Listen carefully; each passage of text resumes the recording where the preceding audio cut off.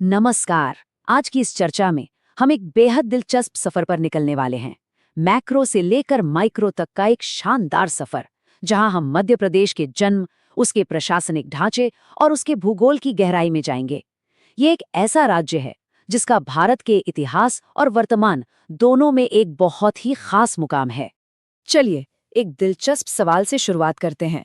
भौगोलिक नजरिए से देखा जाए तो भारत का दिल यानी हार्ट ऑफ इंडिया कौन सा राज्य है? वो कौन सी जगह है जो देश के बिल्कुल बीचों बीच बैठकर पूरे भारत को एक सूत्र में पिरोती है?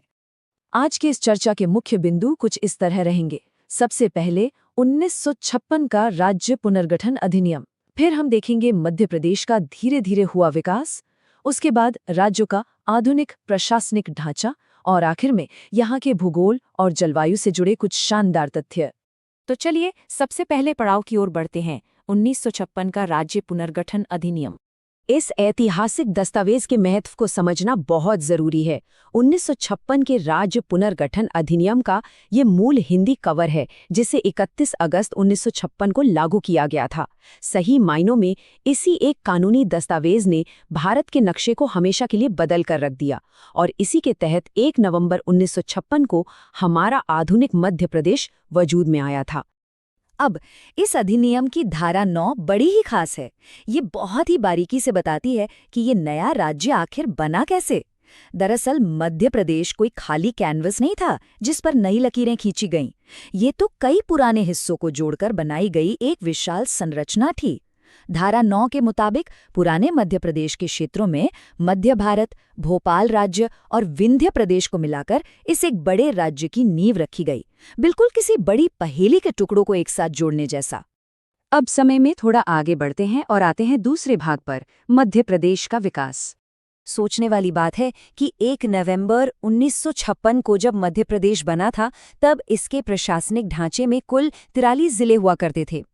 लेकिन जैसे जैसे समय बीता, प्रशासन और विकास की जरूरतें बढ़ती गईं और नतीजा, आज के समय में ये संख्या बढ़कर 55 हो गई है। ये 43 से 55 का सफर साफ तौर पर दिखाता है कि राज्य का प्रशासनिक दायरा कितनी तेजी से बढ़ा है। और ये बदलाव अभी थमा नहीं है। प्रशासनिक नक्शे में लगातार नए रंग भरे जा रहे हैं।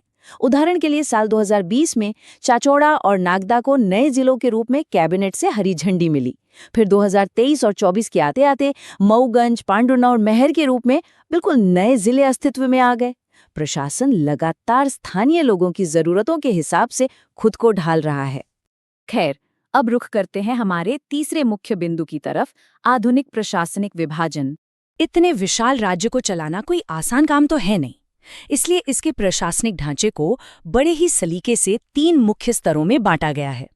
सबसे ऊपर आते हैं 10 बड़े संभाग या डिवीजन।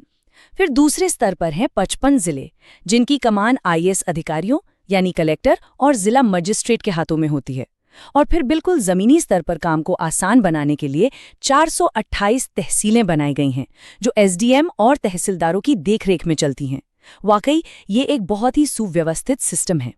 अगर उन 10 प्रमुख संभागों की बात करें जो इन सभी 55 जिलों को एक साथ बांध कर रखते हैं, तो वो हैं भोपाल, चंबल, ग्वालियर, इंदौर, जबलपुर, नर्मदापुरम, रीवा, सागर, शहडोल और उज्जैन।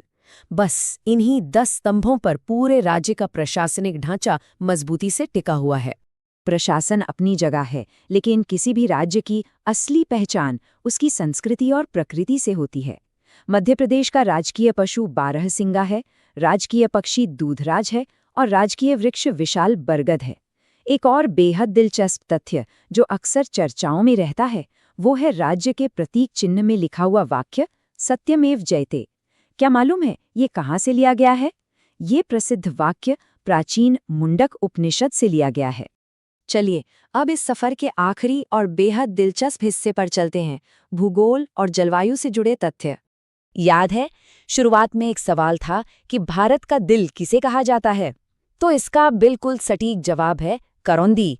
कटनी जिले में बसा ये छोटा सा गांव आधिकारिक तौर पर भारत का भौगोलिक केंद्र बिंदु माना जाता है। और एक बहुत ही शानदार ऐतिहासिक बात यह है कि महान स्वतंत्रता सेनानी डॉक्टर राम मनोहर लोहिया जी के सम्मान में इस गांव का नाम मनोहर गांव रखा गया है ना? ये एक अद्भुत जानकारी।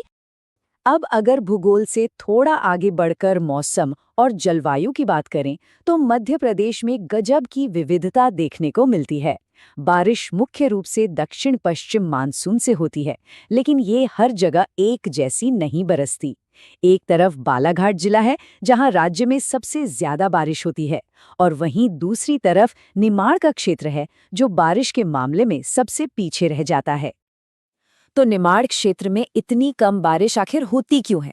इसके पीछे एक बहुत ही दिलचस्प वैज्ञानिक कारण है, जिसे वृष्टि छाया क्षेत्र या रेन शैडो इफेक्ट कहते हैं। दरअसल निमाड़ क्षेत्र सतपुड़ा पर्वत श्रृंखला के दक्षिण में बसा है। जब मानसून की हवाएं सतपुड़ा के ऊंचे पहाड़ों से टकराकर दूसरी तरफ नीचे उतरती हैं, तब तक उनकी सारी नमी खत्म हो चुकी होती है। नतीजा, इस इलाके को बारिश बहुत ही कम नसीब हो पाती है। ये कुदरत और भूगोल के तालमेल का एक बहुत ही सटीक उदाहरण है। इतने बड़े राज्य की प्रशासनिक सीमाएं कोई पत्थर की लकीर तो है नहीं। आज के समय में भी कई अलग अलग क्षेत्रों से नए जिले बनाने की मांगें लगातार उठ रही हैं। लोग अपनी अपनी जरूरतों के हिसाब से आवाज उठा रहे हैं, जैसे जबलपुर से सिहोरा, देवास से बागली, शिवपुरी से पिछोर और छिंदवाड़ा से जुन्नारदेव। इन सभी जगहों से स्थानीय निवासी एक अलग जिले का दर्जा मांग रहे हैं। और यही लगातार चलने वाला बदलाव हमें एक बहुत ही बड़े सवाल के सामने लाकर खड़ा कर देता है।